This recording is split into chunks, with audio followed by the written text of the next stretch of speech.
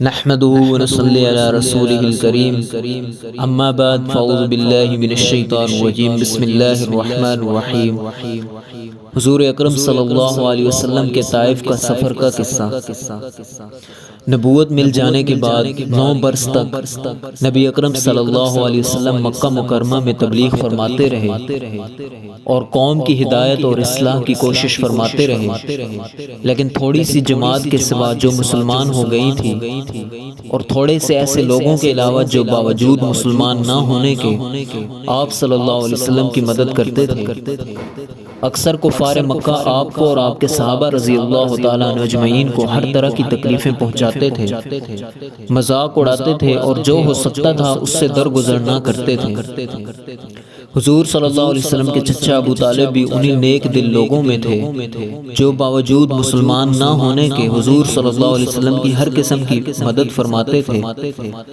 10ویں سال میں جب ابو طالب کا بھی انتقال ہو گیا تو کافروں کو اور بھی ہر طرح کھلے مہار اسلام سے روکنے اور مسلمانوں کو تکلیف پہنچانے کا موقع ملا۔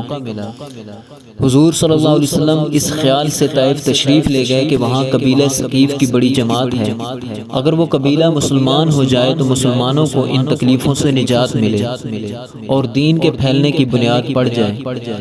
وہاں پہنچ کر قبیلہ کے 3 سرداروں سے جو بڑے درجے کے سمجھے جاتے تھے گفتگو فرمائی اور اللہ کے دین کی طرف بلایا اور اللہ کے رسول کی یعنی اپنی مدد کی طرف متوجہ کیا، مگر ان لوگوں نے بجائے اس کے کہ دین کی بات کو قبول کرتے یا کم از کم عرب کے مشہور مہمان نوازی کے لحاظ سے ایک نو وارد مسلمان کی خاطر مدارت فرماتے، صاف جواب دے دیا اور نہایت بے رخی اور بد اخلاقی سے پیش آئے۔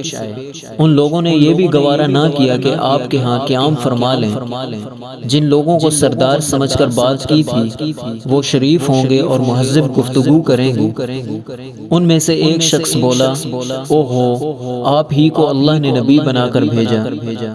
دوسرا بولا، اللہ کو تمہارے سوا کوئی ملتا ہی نہیں تھا جس کو رسول بنا کر بھیجتے۔ تیسرے نے کہا کہ میں تجھ سے بات کرنا نہیں چاہتا، اس لیے کہ اگر تو واقعی نبی ہے جیسا کہ دعویٰ ہے تو تیری بات سے انکار کر دینا مصیبت سے خالی نہیں، اور اگر جھوٹ ہے تو میں ایسے شخص سے بات کرنا نہیں چاہتا۔ اس کے بعد ان لوگوں سے نا امید ہو کر حضور صلی اللہ علیہ وسلم نے اور لوگوں سے بات کرنے کا ارادہ فرمایا۔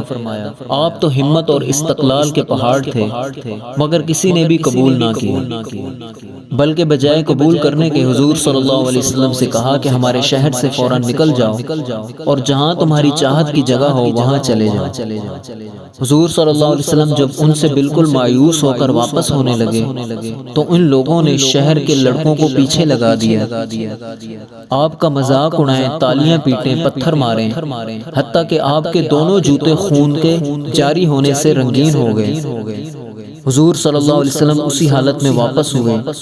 جب راستہ میں ایک جگہ ان شریروں سے اطمینان ہوا تو حضور صلی اللہ علیہ وسلم نے یہ دعا مانگی، اے اللہ، تجھی سے شکایت کرتا ہوں میں اپنی کمزوری اور بے کسی کی اور لوگوں میں ذلت اور رسوائی کی۔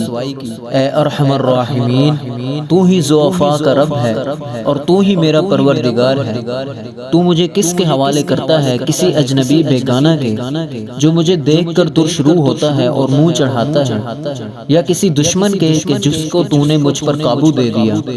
اے اللہ، اگر تو مجھ سے ناراض نہیں تو مجھے کسی کی بھی پرواہ نہیں، تیری حفاظت مجھے کافی ہے۔ میں تیرے چہرہ کے اس نور کے طفیل جس سے تمام اندھیریاں روشن ہو گئیں اور جس سے دنیا اور آخرت کے سارے کام درست ہوتے ہیں، اس بات سے پناہ مانگتا ہوں کہ مجھ پر تیرا غصہ ہو یا تو مجھ سے ناراض ہو۔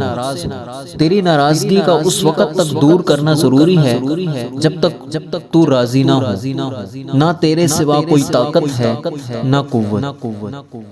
مالک الملک کی شان قہاری کو اس پر جوش آنا ہی تھا کہ حضرت جبرائیل علیہ السلام آ کر سلام کیا اور عرض کیا، اللہ تعالیٰ نے آپ کی گفتگو جو قوم سے ہوئی سنی اور ان کے جوابات سنے۔ ایک فرشتہ کو جس کے متعلق پہاڑوں کی خدمت ہے آپ کے پاس بھیجا کہ آپ جو چاہیں اس کو حکم دیں۔ اس کے بعد اس فرشتہ نے سلام کیا اور عرض کیا، جو ارشاد ہو میں اس کی تعمیل کروں، اگر ارشاد ہو تو دونوں جانب کے پہاڑوں کو ملا دوں جس سے یہ سب درمیان میں کچل جائیں، یا جو سزا آپ تجویز فرمائیں۔ حضور صلی اللہ علیہ وسلم کے رحیم و کریم ذات نے جواب دیا کہ میں اللہ سے امید رکھتا ہوں کہ اگر یہ مسلمان نہیں ہوئے تو ان کی اولاد میں سے ایسے لوگ پیدا ہوں گے جو اللہ کی پرستش کریں گے اور اس کی عبادت کریں گے۔ یہ ہیں اخلاق اس کریم ذات کے جس کے ہم نام لیوا ہیں کہ ہم ذرا سی تکلیف سے کسی معمولی سی گالی دے دینے سے ایسے بھڑک جاتے ہیں کہ پھر عمر بھر اس کا بدلہ نہیں اترتا۔ ظلم پر ظلم اس طرح کرتے رہتے ہیں اور دعویٰ کرتے ہیں اپنے محمدی ہونے کا، نبی کو پیرو بننے کا۔ نبی کریم صلی اللہ علیہ وسلم اتنی سخت تکلیف اور مشقت اٹھانے کے باوجود نہ بد دعا فرماتے تھے اور نہ کوئی بدلہ لیتے تھے۔ میرے محترم بھائیو دوستو، یہ ہے وہ طائف کا قصہ جس واقعہ پہ آپ صلی اللہ علیہ وسلم پر بہت زیادہ ظلم اور آپ صلی اللہ علیہ وسلم کے ساتھ زیادتی کی گئی، پھر بھی آپ صلی اللہ علیہ وسلم کے اخلاق دیکھیں۔ آج ہم بھی اسی نبی کے امتی ہیں۔ اللہ رب العزت کی ذات سے دعا ہے کہ اللہ رب العزت کی ذات مجھے بھی اور آپ سب کو اچھے اخلاق نصیب فرمائے۔ وما علینا الا البلاغ المبین۔